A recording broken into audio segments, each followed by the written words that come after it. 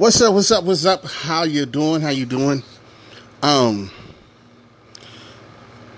I had some experiences today and just this past week that have got me really thinking and evaluating and looking at how we look at each other, how we treat each other based off of what we think we see in another person. Um, there are a lot of people out here that have so much to give and are so much more valuable than people give them credit for being.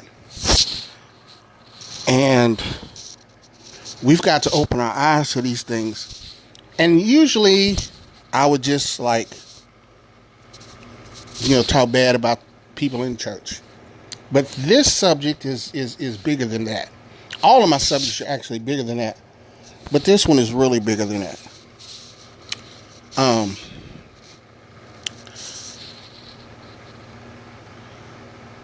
I get blessed to meet and a lot of different, very unique and special people come through my life.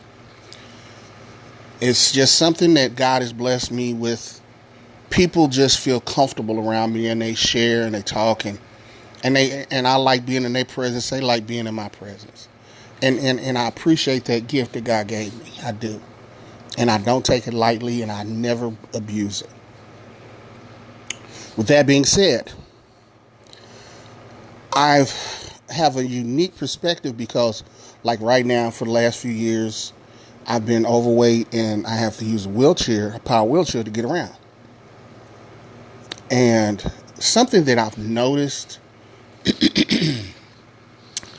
is when I'm out and about in my chair and I'm trying to do something or get something, more times than not, it's someone that does not look like me that stops and helps me, or at least offers to help me. I cannot think of the last time somebody that is my complexion, that's my race, has ever said, "Hey, do you need some help with this, or do you need some help with that, or can I get something for you?" It doesn't happen. I don't understand why, but it doesn't. And that's what made me really start thinking about what we see. Now, there are some people that react the way they react towards us because of what they have seen, what they have experienced or been told someone experienced. A lot of times it's not through direct contact. It's through indirect contact and poor information. That's one thing that I've noticed, as just in my day to day. But there are also people out here that live lifestyles and have things going on in their life that they got too many tattoos, or they got piercings, or they got just any of the number of things that we that have been in the church have been taught are bad. That those things mean that if you got tattoos or you got this, you got that, you ain't saved. I never read that in the Bible. Never read it. I didn't see it. I'm gonna have to go back and look some more. Maybe it's stuck between the pages or something. Yes, I'm being sarcastic. But in spite of that, we have got to learn to stop being so shallow and being so quick to judge the value of a person. There are so many people out here that, if given the opportunity, can bless not only our lives, but their own lives and the lives of many others, just by showing them some love and kindness. We have the ability to do better. We have the knowledge and information to do better. It's just that a lot of times we just choose not to. I can look at me and just me, myself, and because of my current situation where I got to use a wheelchair to get around, and I'm a real big, heavy dude. A lot of times people will look at me and look right past me. And I know if they do that to me, they do that to other people that they feel are not worthy or have no value. I have news for you.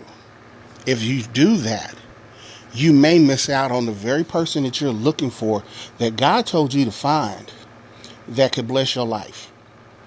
Everything is not about they in shape and they got a beautiful body and they got all of this wonderful, wonderful, just visually attractive. Because see, those of us that have been around here a while and gone through some situations and relationships and friendships and all of those things, some of the what we consider the ugliest people in the world show us the most love and will stick there with us the longest.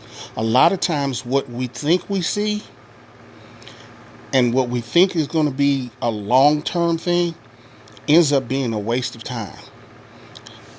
And I'll say a waste of time just in so many words, because the time that we spent learning this lesson over and over and over again, we could have learned this lesson and moved on to something more valuable.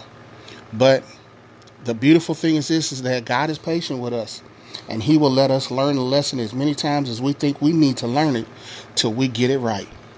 And that means however long. And I appreciate that in him. And I'm also learning that a lot of times, just because of my outer appearance, what people perceive, there are a lot of people that think I'm slow, I don't know anything, that I don't have any self-control, that I got this big because I eat burgers and fries and cookies and cakes and pies and all of these wonderful things. But if you sit down and had a conversation, you'd find out something totally different. Those are the things that we have to stop doing. We have to stop looking at the outside of a person and think that we know exactly how that person is. It's like that woman or that man that's got the mean look on their face all the time. They could be the sweetest person in the world. A lot of times it's the person with the smile on their face that is just as evil and mean and vindictive and will just do you all kind of dirty. We've got to, as they say, we've got to judge the fruit by the fruit. How that person really is when nobody's watching. How that person is when there's no, technically, figuratively, no lights, cameras, or action around. Just being themselves. When they have the opportunity to do something wonderful for somebody and they do it, not because they want something out of it, but because it's the right thing to do, to bless that person. I have been in positions where I've been able to bless folks, and I've been in positions where I had to have somebody come bless me. And I'd become so used to not asking that I got fussed at because of it, because some of my friends found out that I needed some help. But they were wonderful enough that they helped me, fussed at me while they helped me. I continually see over and over again, there are people out here that are just beautiful, but they're hurting.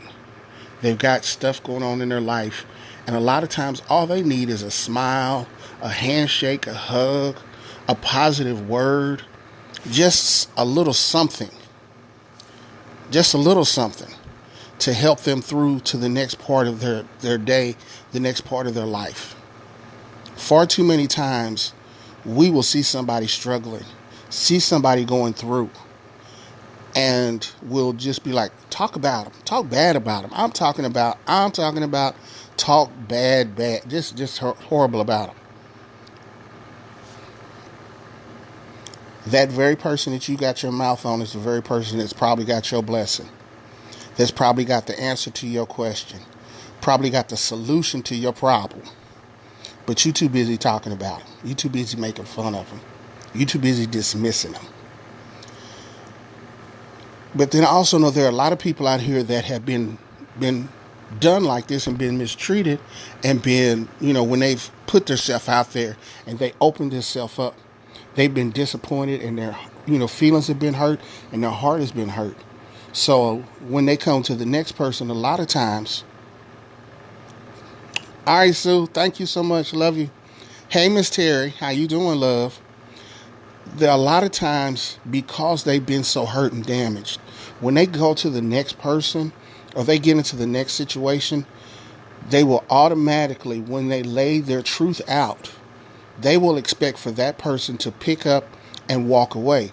They're not used to that person saying, okay, that's what's going on with you. That doesn't mean that I got to go somewhere. You haven't done anything to me that's inappropriate or wrong. So why would I dismiss you because you don't see things the way I see things? You don't live the way I live. You don't do what I do. We quick to make this rule like, if they not like us, then they can't be a part of us. You cheating yourself. You really are, because what works for one person may not necessarily work for the next person the exact same way. Sometimes we have to allow a person to grow and adapt and change at their pace, doing what works for them. Just because it don't work for you, just because you don't, let's say chicken. Just because you don't like fried chicken, because you had an experience with fried chicken, doesn't mean that everybody that does like fried chicken can't be your friend. They can be your friend. They can be your social. You might even be the person that's brought into your life to love you for the rest of your days. And another thing is this: we are so caught up on the physical aspects of relationships. As much as, I ain't gonna lie, I'm in that group. Intimacy between two people is a beautiful thing. But what I want to know is, when we can't be intimate and I'm sick in the hospital and I got tubes and whatever running in and out of me, are you going to be there holding my hand, or are you going to pack up your stuff and leave? Because you say, I ain't signed up for this. This ain't what I want. Far too many times we will stay in a situation or relationship as long as it's comfortable and it benefits us. But if we have to do some hard work and it doesn't benefit us, a lot of times we will leave. I can talk about I was married, and I thought that I was loving my wife the way that she should be loved. I thought I was caring for her the way she wanted to be cared for. But I didn't understand that she was hurt. She had been injured in her heart and her spirit. And because I didn't really understand it, because it's the first time I ever was married, things got to a place where I thought the best thing for me to do was for me to separate from her for a while, and then we would get back together. Well, when you get good advice, but your spouse gets bad advice, a lot of times that will just break the thing up. And that's what happened. I thank Pastor Shirley Harden. When I got back here, she gave me some simple instructions. She said, get you a place to stay and don't do nothing. Be still. What my instructions my wife got is, he's not here, he's gone, divorce him, leave him. And that left a bitter pill for her. And it hurt me, because if we were going to end it, I wanted it to end because that's what God intended. Because I don't know for sure if God even meant for us to actually be married. But a lot of times we will put ourselves in situations and relationships that God never intended for us to be in. We were supposed to get something or learn something from that person and then move on and take the lesson learned and use it, and make it something valuable for ourselves and for those that we come in contact with after that. Far too many times, we will value the wrong things in a person. See, I want someone that stimulates my head. I've had somebody stimulate everything else, but I've never really had somebody that I could sit and watch a movie, laugh at the movie, talk about the movie. I've never been able to take a break in life and lay my head in my woman's lap and her rub my head and say, it's going to be all right. Those little things mean so much more than a lot of things than what people think. They mean so much more. Value who God puts into your life, but also respect when God removes them from your life. If God removes them, do not go back chasing them, because you're wasting time. Because God realizes that you're not going to get it on your own. And that's why he had to intervene for whatever reason it was and whatever situation it was. Look deeper into people that come into your life. They may not all be there for you to be in a relationship with, but they may be there for you to have a friendship and to help you grow and be who you were called to be in the first place, and to get you to the place that you're supposed to go. I'm going to holler at y'all again later. All right. Bless you. Peace.